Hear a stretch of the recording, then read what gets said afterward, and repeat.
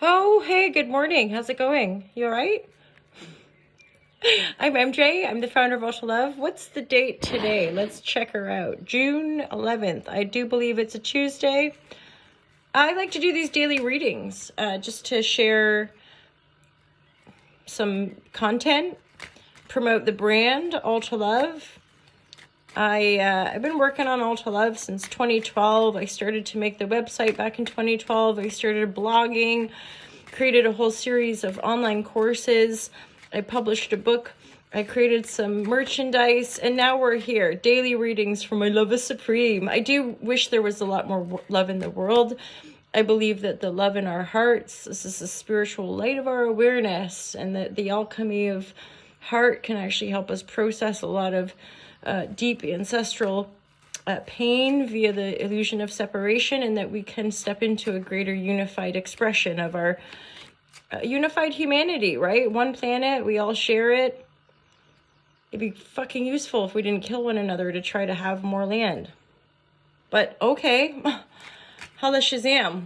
I wish for more peace on this planet, and I wish that people could be diplomatic and get along and resolve things by like talking through rather than dropping bombs. That would be fucking useful. Oh, I have a bit of a potty mouth this morning. Put her away, MJ. Put her away. Put that potty mouth. Sorry. Not sorry. That's okay. Okay, let's get into the reading. If you're still here with me, holla Shazam, give me a high five, a like, subscribe. Feel free to share if you think these might be useful to people. If you resonate for like a few days or weeks in a row, feel free to book a private reading. Obviously, if you don't resonate, I would not recommend booking a private reading. I offer these readings, and I teach a lot of yoga and meditation online as well. Divine guidance and loving clarity. Divine guidance and loving clarity is my intention with tarot. Divine guidance and loving clarity. What's the message for the Ultra Love Collective? Divine guidance.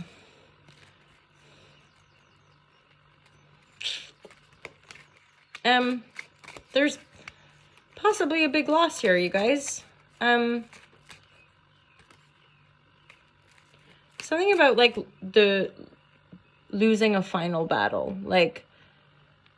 So there's a lot of pain. There's a lot of conflict. And then there's like a message of like, which gives me that sense of like, sorry for the super cheery messages today, but you know the feeling of like when a loved one is dying, like they have an illness and it's terminal, that it could be months or even years where we're supporting and loving that person to the end of their life. And people speak to this, that in those sorts of circumstances, there's this bittersweetness, a mixture of the pain of loss when they finally depart, and sometimes a bit of relief that they're not in pain anymore, that the process has come to its completion. That's the feeling I'm getting for some of you. I obviously would only be maybe for like a small few, right? Take what resonates, leave the rest. That's part of the efficacy of tarot, is it's a full kind of hero's journey. It takes us really through the whole aspect of life. It's not all sunshine, lollipops, and rainbows. Sunshine, lollipops, and rainbows. It's dirt, and it's like blood, sweat, and tears, and deception, and lies, and secrets, and it's all that and all that jazz, and it's new beginnings. Taking leaps in our lives.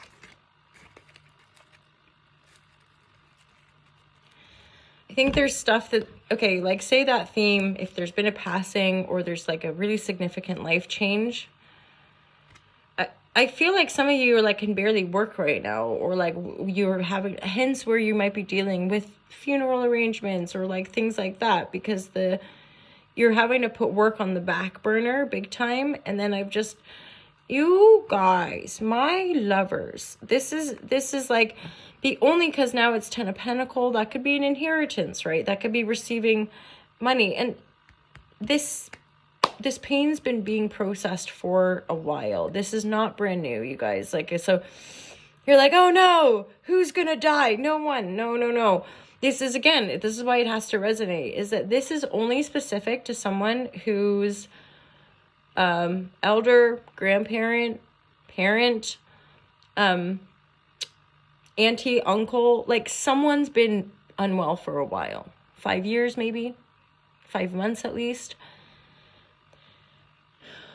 And I would dare say, with the messaging here, everyone involved has already been feeling a lot of heartache or pain in your heart, or like, oh God. Because when someone's ill, what do we know? We know that they might pass eventually, right? Or if they've been given a diagnosis that is like a terminal diagnosis, there's going to be conflict. There's going to be pain that the family or that the people in our lives are going to want to process and deal with, right? As in, because at one point I did see the death card. That's why the messaging went in that direction. And again, that's part of tarot. It's sort of the constellation. It's the mixture of energies. There's two Three of Swords. Heartache, pain. They're in the reverse. So we're either getting over that or we've been in this process for some time or we're still going to face it. We're still going to have the pain, you know? Looking at things, facing our conflict underlying. It's like, as well, too, like someone's going through a terminal ending of their life. This could be opportunities to make amends if that's necessary, if that's the situation, right?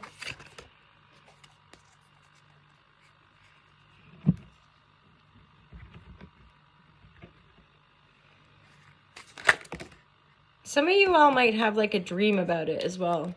Some of you might be being pulled in different directions.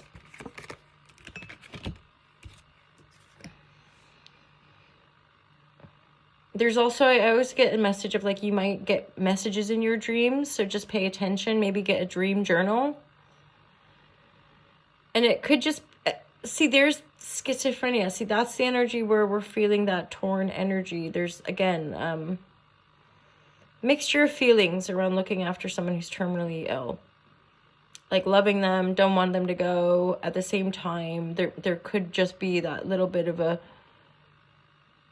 release point, and then in a sense a kind of relief, a bit of a now we can celebrate their life,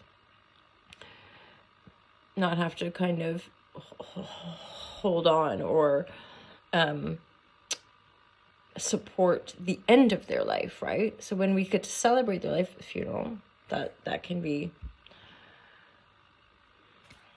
a bit of a celebration, an opportunity to celebrate.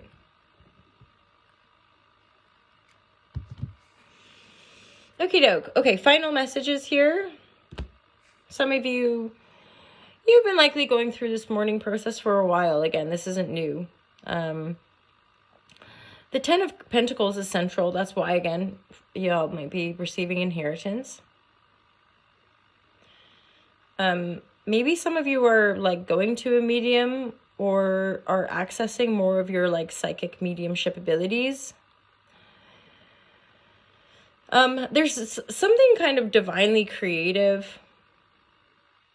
If this has been quite an ongoing process, like if you've been in it for 5 years or just a long enough time, I want to say something like you're never going to be the same after this. And I kind of get a feeling of like what's coming through might surprise some of you, but it's really going to set you up to like be more of who you're meant to be in this life. And again, having the Ten of Pentacles, I'm like, you're going to be supported financially. Because I think for some of you, after the loss or after this big shift, you're not going to want to go back. You've probably made significant changes already, but at this point too, you're not going to want to go back to an old constellations. This is much more work related, okay? So like you're not going to want to go back to the same job. You're not going to want to make money the same way. And if you are getting an inheritance, it might be that you're like figuring out how to best make it work for you so that you don't have to go back to work. For some of you, might be learning esoteric stuff as well, the mystery. Some of you might dive into some deeper It's like doula work. Doula? There's a kind of therapy where you are you're holding space for people as they pass. So I feel like doula is more something to do with birthing. What is it? Do you guys know what I'm talking about? Somebody who's there, not like hospice workers or like end of life nurses, but like there's another name for people that help families and people move through the death process, basically. Anyway, super joyful. And if you're still here with me, high five. Have a wonderful day. You're magic. Don't forget, you're mysterious and you're magical and you're wonderful, and I love you. Bye.